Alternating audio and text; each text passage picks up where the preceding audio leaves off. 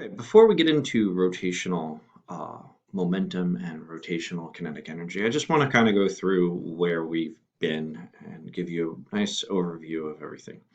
So, starting at the top here, we discussed how translational or linear motion has its angular equivalents. And if we look at the top of the page, we see our normal kinematic equations here. We have how to go from linear values to angular values, and then we have our rotational analog values and kinematic equations on the other side. They are the exact same thing, except when you're looking at the rate, you're looking at radians per second for angular or rotational speed, and radians per second squared for rotational acceleration. Below this, we kind of have each idea. The idea of position or displacement. Its angular equivalent is angular displacement, velocity. Its angular equivalent is angular velocity, acceleration. Its rotational equivalent is angular acceleration. We also have this for forces and mass. So typical force, you have force you exert, a net force exerted on an object will cause the object to accelerate. So a net torque exerted on an object will cause the object to have an angular acceleration. The process is very similar. You draw your extended force diagram, you set up Newton's second law of rotation, and you find the angular acceleration, or any sort of combination, depending on what is given in the problem. And then mass. Okay, mass is, as we discussed before, the amount of matter in an object, but for rotational, it's slightly different. You have to account where that mass is relative to the rotational axis. So the further away it is, the harder or more difficult, the more inertia it'll have to rotate. The closer it is, the easier it is to rotate.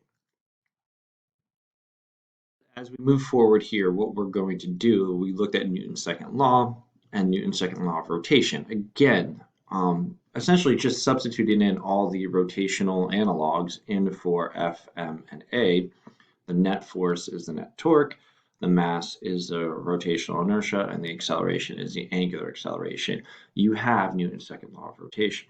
So what we're going to be doing today is we're going to be doing this similar for momentum concepts and energy concepts. And over the next few days, you guys will be going through some sample problems and some sample videos and going through these similar processes yourself.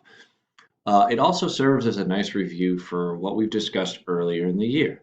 So a lot of the procedures when it comes to energy and momentum, set up your initial picture, set up your final picture, look at all the energies before and all the energies after. Anything that occurs in between, you have work or rotational work in this case, and then same goes for momentum before a collision and after a collision. We'll be looking at how that translates into angular things also. And before we go any further, I want to skip around here for a second and talk about this rotational inertia page. Now, for everything we go through, you will not have to calculate the rotational inertia on the AP exam. You will not have to do it. They will give you it in terms of variables, or they will give it to you as a number.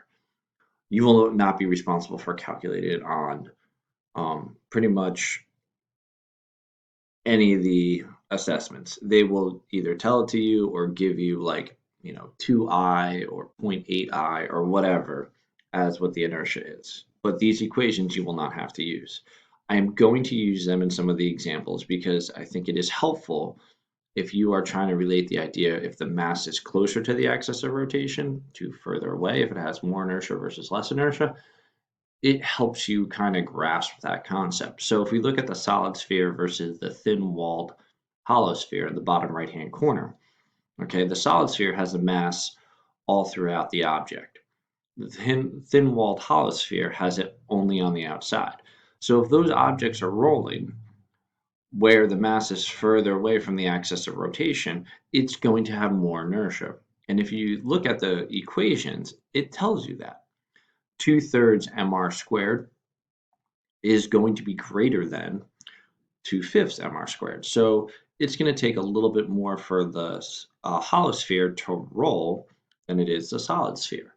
Now you guys are probably wondering, well, where do all these equations come from? Yeah, short answer is calculus. That's where all these equations come from. So you basically take an integral of an object and of its mass with respect to its length. We're not getting into it. Again, you'll be given values on the assessments. There's a couple examples later on that we'll be looking at where I'm going to tell you what the value is so you can just calculate it, or you just need the equation to simplify everything else. So, impulse and momentum. What we discussed before with impulse and momentum is we've looked at essentially what momentum is. It's a quantity of motion, mass times velocity.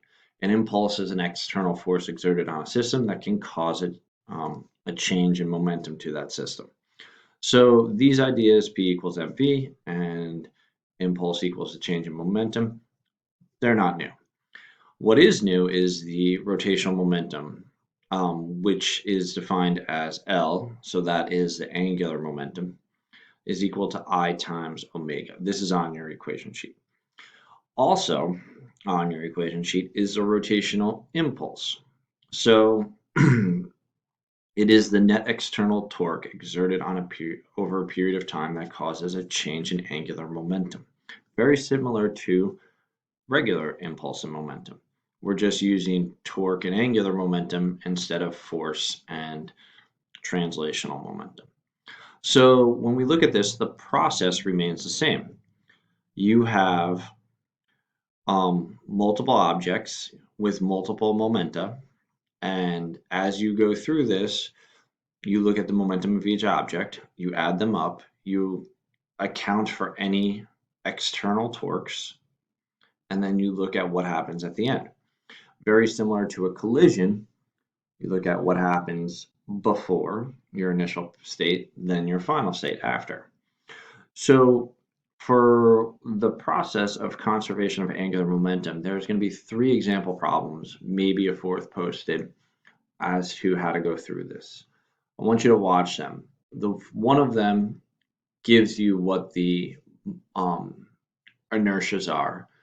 The other 2 use some equations to calculate the inertias.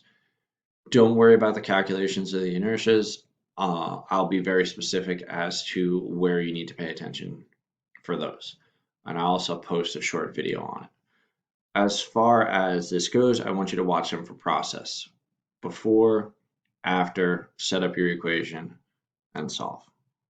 A couple ideas we're going to be looking at too are rotational work and kinetic energy.